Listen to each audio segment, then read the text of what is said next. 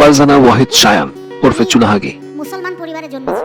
সাধারণ অনুশাসন হচ্ছে যে সঙ্গীত একজন মানুষকে আল্লাহ সুবহানাহু ওয়া তাআলার কাছ থেকে দূরে নিয়ে যায়। এ কারণে আমাদের প্রিয় নবী বাদ্যযন্ত্রকে নিষিদ্ধ করেছেন দাফ ছাড়া। প্যান্ট শার্ট পরে ইসলামের ঢোল পিটানো স্টেজে এরা হচ্ছে বাংলাদেশের বুদ্ধিজীবী।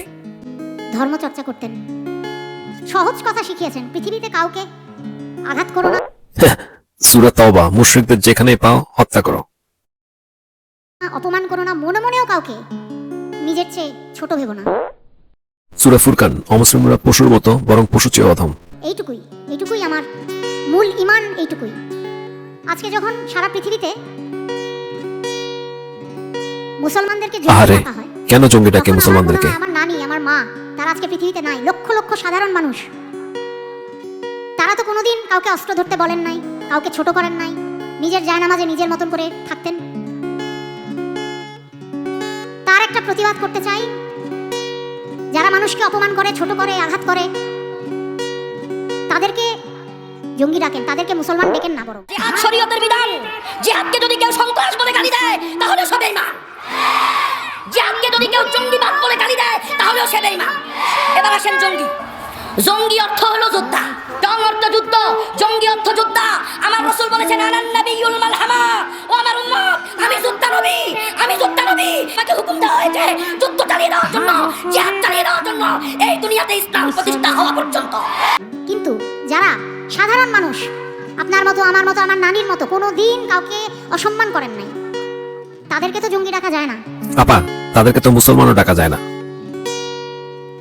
ভালো করে দেখো আমি মুসলমান।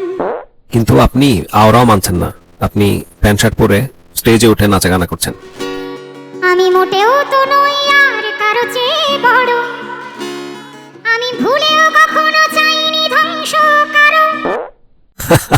কেমনে আপা এত এত চাপাবাজি কেমনে পারেন?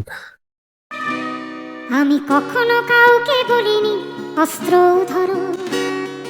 ভালো করে দেখো আমি মুসলমান, আমি মোটেও তো নই হিন্দুর চেয়ে বড়। মালুন আর মুমিন এক সমান। বাহ! আমি কখনো ভুলেও চাইনি ধ্বংস কারো, আমি কখনো কাউকে বলিনি অস্ত্র ধরো। ভালো করে শোনো, পিছের এই আমি আপাটা কি আনতেছে একটু দেখি তো। একদম ঠিক বলছেন আপা। মুসলমান। ভালো করে শোনো, আমি মুসলমান, আমি কখনো ভাবিনি কেউ তো আমার ছোট, আমি কখনো ভাবিনি হিন্দু আমার ছোট। অথচ কোরআন হাদিসের পাতায় পাতায় মুশরিকদের উপর আল্লাহ লানত বর্ষণ করেছেন। শুধু ফাজরের ওয়াক্তে ভোরের আজান শুনে আমি নিজেকেই বলেছিলাম এবার ওঠো, আমি নিজেকেই বলেছিলাম এবার ওঠো। ভালো করে দেখো আমি মুসলমান, আমাকে জঙ্গি ডাকবে না বারবার। এই ভাই, তাহলে আমাদেরকে জঙ্গি ডাকে, আমরা নাও একটু জঙ্গিগিরি করি সারা দুনিয়াতে। কেন জঙ্গি ডাকে আমাদেরকে? পৃথিবীকে যারা করে দিল ছাড়ে খা। মিথ্যা কথা ভাই, আমরা না একটু কিতাল জিয়াদ করি আর কি। আমি কখনো বলিনি সীমা লঙ্ঘন করে, এখনো সময় রয়েছে নামাজ পড়ো। তুমি ভালো করে দেখো আমি মুসলমান, নিজেকেই শুধু বলি প্রার্থনা করো।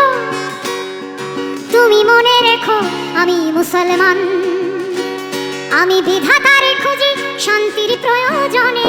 এই যে কাফেরদেরকে হত্যা করে ফেললে সব শান্তি, এরপর আমরা নিজেদেরকে হত্যা করবো, আহ কি শান্তি!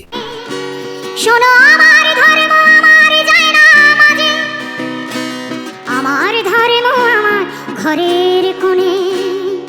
তুমি মনে রেখো আমি মুসলমান, হেফাজতে রাখি আমার নামাজ রোজা। কাউকে কখনো কাফির ডাকিনি আমি।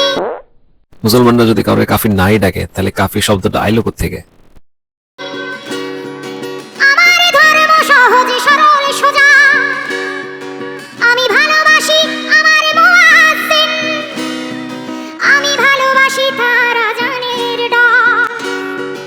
আমার জিহাদ অহংকারের সাথে ধর্মযুদ্ধকারীরা নিপাতে যায়। কসকি মুমিনা। জিহাদ অহংকারের সাথে ধর্মযুদ্ধকারীরা নিপাতে যা, কারা যেন করে ঘৃণার উচ্চারণ, ঘেন্না ছড়ানো তাদের বিশ্রী রোগ। আল্লাহর মোহাম্মদ কি কখনো কোনো ঘৃণা ছড়াইছে? সত্যি কথা কইছেন আপা। তারা কেউ নয় আমার ধর্ম ভাই, তাদের সঙ্গে আমার পাবে না যোগ। তুমি মনে রেখো আমি মুসলমান। যথেষ্ট হচ্ছে, চুপ থাকেন আপা, ছাগলের ভ্যা ভ্যা। এরা হচ্ছে বাংলাদেশের তথাকথিত বুদ্ধিজীবী। এরা তাদের কাজে কর্মে কীর্তিকাণ্ডে ইসলামী মৌলবাদকে লালন পালন করে। বাংলাদেশে যা বুদ্ধিজীবী ছিল তারা 14 ডিসেম্বর 1971 সালে তাদেরকে হত্যা করা হয়েছিল। বাংলাদেশে এখন যা আছে তারা হচ্ছে এই ফরাদ মাঝার, আসিফ নজরুল আর এই শায়ানের মতো ভণ্ড বাটপার বুদ্ধিজীবী। এখন কোথাও কেউ নেই বাংলাদেশে।